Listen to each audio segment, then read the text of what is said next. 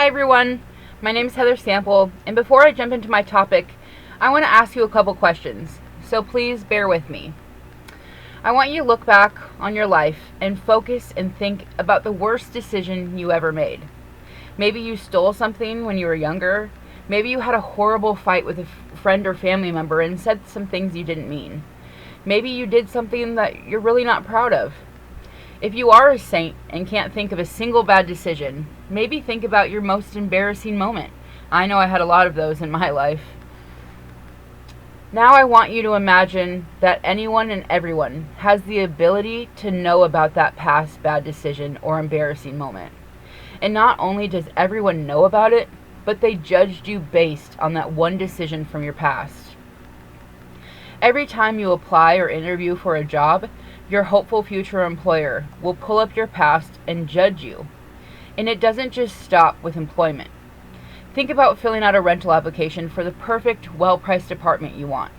The property manager will also know your past indiscretions and may not let you rent the apartment because when you were in the 5th grade, you broke out a neighbor's window while playing baseball. I know this seems silly, and yes, I agree with you. No one will turn you down for an apartment for something that you did in the 5th grade. But this hopefully makes you realize that we have all made some bad decisions or have things in our past that we're not proud of and don't want everyone to know, and especially don't want others to judge us for it. This brings me to my topic today about criminal history reports. Did you know that if you commit a crime and are convicted of any crime, that conviction will stay on your record for the rest of your life? That anyone has the ability to look up and pull a copy of your record for any reason at any time. Yes, there are some ways to one day remove a conviction from your record, but we'll talk about that long, lengthy, and expensive process a little later on. While doing my research on this topic, I was really surprised to learn that 1 in 4 Americans have a criminal history report. And really that number rises to 1 in 3 Americans if you count every individual that may have been arrested for a crime but not convicted. Yes, did you know that even if you're arrested for something and not charged or convicted, it can still be seen by anyone and everyone because it's considered public record? I will be honest with all of you. Like I shared in my introductory speech in the first week of class, I struggled with addiction when I was younger. Because of my past issues and my disease with addiction, I did many things when I was young that I'm not proud of, and that includes breaking the law. I am one of those 1 in 3 Americans with a criminal history. But although I've served my time, completed my probation, paid off all my fines, and have not committed a single crime in over 7 years, I still have trouble finding a job or securing safe, stable, and comfortable housing. I am one of the lucky ones, though, that my crime did not prohibit me from going to college, like many crimes that people actually commit do. According to my calculations, there are 17 students in our class. Well, let's just say 18 people total if we include our professor. Now, assuming that we're all Americans, this would mean that statistically, there are 6 individuals among us that have criminal records. Are you surprised? Some people view individuals that have a criminal record as just that, criminals. And when we think of the common stereotype that is placed on someone being considered a criminal, we don't necessarily think of a young, intelligent, eager 4.0 college student, do we? But like I just shared before, I am an individual with a criminal history. Also, I am that same student that I just described. People have the ability to change, and I am living proof that they actually do change. I would love to change the stigma, stereotype, and societal norms associated with those that break the law. But to first do that, we must change the law that prohibits an individual from truly rehabilitating themselves and re-entering society as a successful and contributing member. We, the people of this great nation, need to put into action a new law, ruling, or bill that allows convictions and arrests to disappear off an individual's record after a certain amount of time. Like I mentioned before, there are some ways to remove crimes and convictions from your record. These include expungement, vacating a conviction, or petitioning the courts for non-disclosure. This process seems all well and good, but are they? Let's think back to how I explained the difficulty for a person with a criminal history to land gainful employment.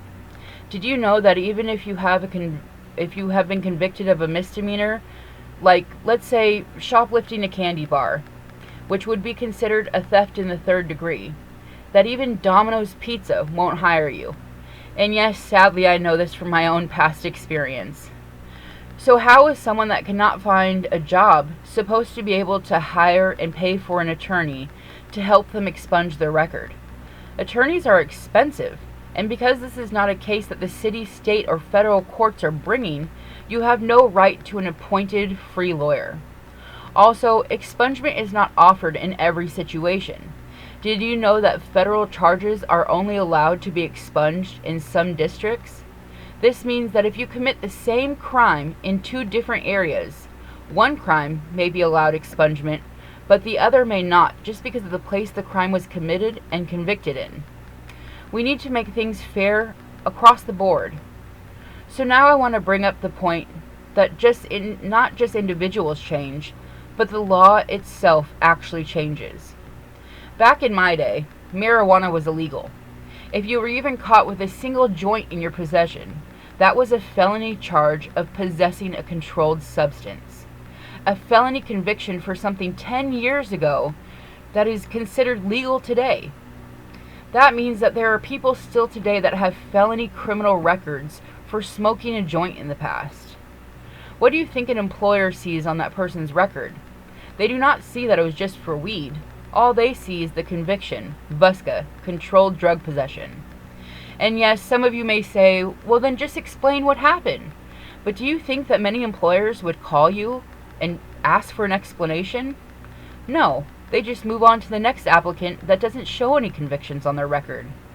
Let's take a break from employment issues for a moment and focus on housing. Let me tell you a story about a friend of mine. Her name is Amber, and yes, in the past, she also struggled with drug addiction. When she was younger, she ended up stealing a car. Well, she was caught and prosecuted. Amber cleaned up her life and was starting to live a life of recovery. During an AA meeting one night, she met a man that also lived a life of recovery. They ended up getting married, and a couple years down the road, Amber gave birth to their second child. Shortly after their child's birth, Amber's husband fell off the wagon. He began using and getting high again. Amber had never known this side of her husband, and things started to get bad. Her husband began getting abusive. She started saving up all the money she could and was planning an exit strategy. She even went to a domestic violence shelter, but like most transitional housing, her and her kids only had a bed there for 3 months. But Amber spent those 3 months applying for every and any apartment that she could possibly afford. But because of her conviction from over 11 years ago at that point, she was denied for every single one of them. Amber was out of options, and eventually she went back to her abusive husband. I don't tell you this story because I want your sympathy for my friend, but I want you to realize the implications of continuing to keep every conviction on every record for a lifetime. To me, this almost seems like double jeopardy. Not only is a person that is charged with a crime sent to jail, prison, or put on probation, but they are also then again sentenced to a lifetime of difficulty because someone, somewhere, decided to keep the record of that conviction available to whomever forever. Now, I know that there are crimes that should be kept on some people's record for a long time, if not forever. But just like the rules of expungement, you can only be allowed to search for expungement if, let's say for a Class C felony, you have been out of prison or jail for at least 5 years or more, have met all the stipulations of your judgment and sentence, and have no new crimes since. And for a Class B felony, that time limit would be 10 years. I think instead of having to go through the expungement process, and if you meet all these requirements, that your record should automatically be cleared. But then, just like with expungement process, If you are convicted of a Class A felony, which means that a crime was violent in nature against an adult or a child, then you cannot clear your record, ever. Changes need to be made, because the way that things are today, a mother cannot save herself and her children because of a conviction 11 years ago. Or a kid can't get a job at the local pizzeria because he stole a candy bar from the grocery store. Like I have previously stated and emphasized, people change, so the law and decisions need to change along with them. Thank you for listening today. I hope I have invoked some spark of change or motivation in you. This is an ongoing problem and we need to do something about it. People deserve a second chance, especially if they've put in the work, time, and effort to change their life. Don't hold them back. Thank you.